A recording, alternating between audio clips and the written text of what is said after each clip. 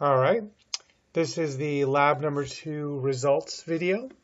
So I've got the data set here that I downloaded from the Qualtrics website where you guys entered your data.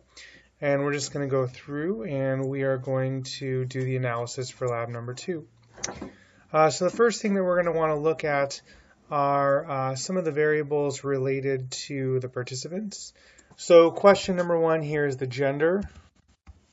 And question number 2 is the age.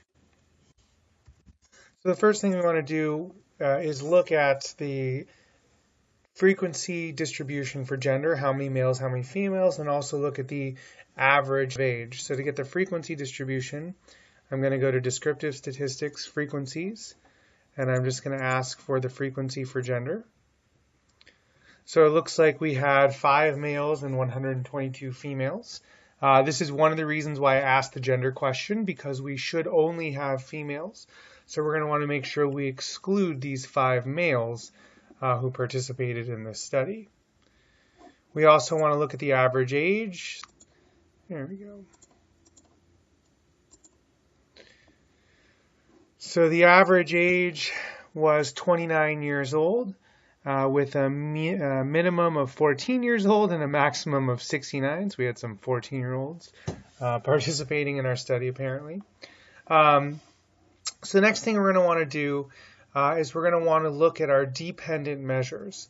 So remember, we had participants rate the attractiveness of our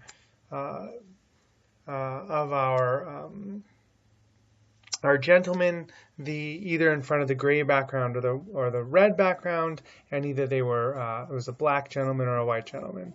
So what we want to do is we just want to combine together the attractiveness ratings for time 1 and time 2. And before we do that, we want to make sure that those attractiveness ratings fit well together in a scale. In other words, we're interested in the internal consistency of these items. So what we're going to do is we're going to go to Analyze, then we're going to go to Scale, Reliability Analysis. And the questions that we're interested in for the first set of ratings are 5, 7, and 8. We're going to ask for those. And we're going to get a Cronbach's alpha of 0.909, which is really good. This indicates high internal consistency. All of the items, or in other words, all of the participants are responding similarly across the attractiveness items. Next thing we want to look at is the reliability for the second set of items. So we're going to go to Scale, Reliability Analysis, and we're going to look at questions 9 through 13. And again, we have a high Cronbach's alpha, 0.88, again indicating that the participants are responding the same way, right? If you put a 7 for the first attractiveness item, you're probably putting a 6 or a 7 or an 8 for the next one. You're responding the same way to all items. Once we have these, what we're going to want to do is combine them together into a single item. I've already done this over here, so you can see I have here attractiveness 1, attractiveness time 2.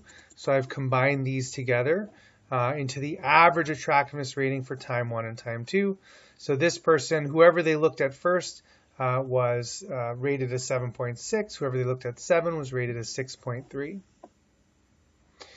The next thing that I did prior to recording the video was I combined the attractiveness ratings based on background and ethnicity, right? So remember, we counterbalanced our administration. So sometimes they saw the gray background first, sometimes they saw the red background first.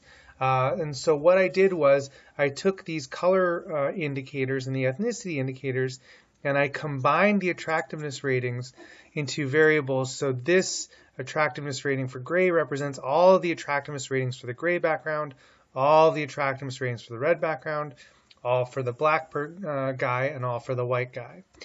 Now what we want to do is we want to test our hypothesis. We want to ask the question, is there a significant difference between the attractiveness ratings between the red background and the gray background? And also we can ask, is there a significant difference in the attractiveness ratings between the black and the white gentleman?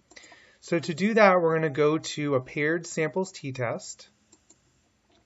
We're going to enter in our gray background, and then our red background. So we'll go gray background, red background, and then we'll ask for the black participant and the white participant. Notice we're pairing these together, so these are the same participants rating both of these people. And then we click OK. So these are the results for our paired samples data. So for the first pair, the average attractiveness rating was 3.02 for the gray background. Average attractiveness rating was 3.39 for the red background. For the second pair, for the black participant, 3.19. For the white participant, 3.16. So when we look at this, it looks like the ethnicity, these mean different are pretty close to each other, right? There's not a big difference here. There is a difference here, though, between the red and the gray. And so the next question is that a significant difference? So we're going to scroll down here, and the thing that we're interested in looking at, we're going to skip over this correlation box. In fact, I'm just going to go ahead and delete that. The thing that we're interested in here is the T, the degrees of freedom, and the significance. So it looks like we did have a significant difference between the red and gray background. The T is negative 4.48, 1.27. P is less than 0.001. So what this tells me is that participants did rate the gentleman significantly more attractive in front of the red background compared to the gray background, regardless of the ethnicity. So this is collapsed across ethnicity. So regardless of the ethnicity, they rated him more attractive in front of the red background as opposed to the gray background. For the ethnicity, we did not see a significant difference. So the ethnicity of the participant didn't really seem to matter. They did not rate the black participant or the black gentleman significantly more or less attractive compared to the white participant. So those are the results of the study. You're going to write up these results just like we did for lab number 1. You're going to want to use the APA style template that I gave you in the PowerPoint slides when I introduced lab number 2.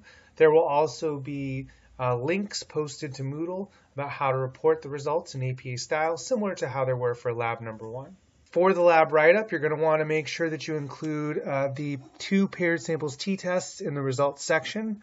You're also going to want to make sure you include the average age for the participants in the methods section, as well as the reliabilities, the 0.909 and the 0.88, in the methods section when you discuss the items that we use to assess attractiveness. As always, let me know if you have any questions.